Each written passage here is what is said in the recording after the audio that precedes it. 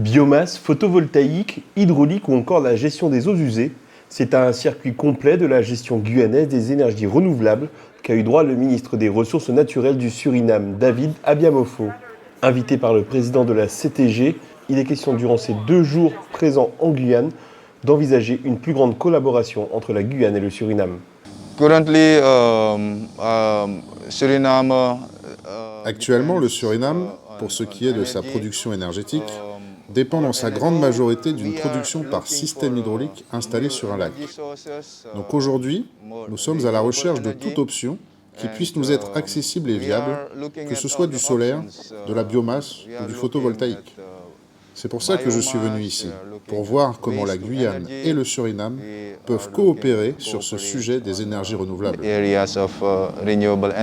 Accueilli le mois dernier par le président de la République du Suriname, très ouvert quant à une plus grande coopération avec la Guyane, le président de la CTG vise le développement d'une coopération sur l'intégralité du plateau des Guyanes, du Suriname au Guyana.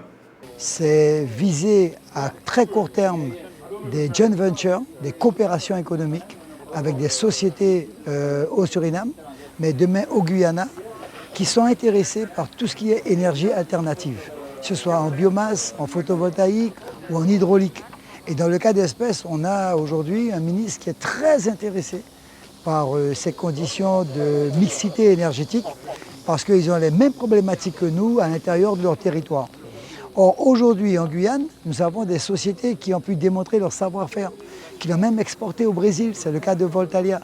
Donc nous pensons qu'aujourd'hui, dans le cadre de la coopération, après le ferryboat, qui est une expérience extraordinaire, puisqu'on a croisé le FED et le FEDER, nous pensons qu'il y a la possibilité aujourd'hui pour la Guyane d'investir sur ces territoires.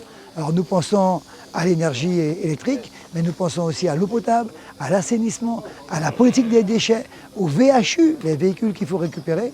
Et la chance que nous avons, l'opportunité que nous avons, c'est que le nouveau gouvernement est très ouvert à une coopération avec la Guyane.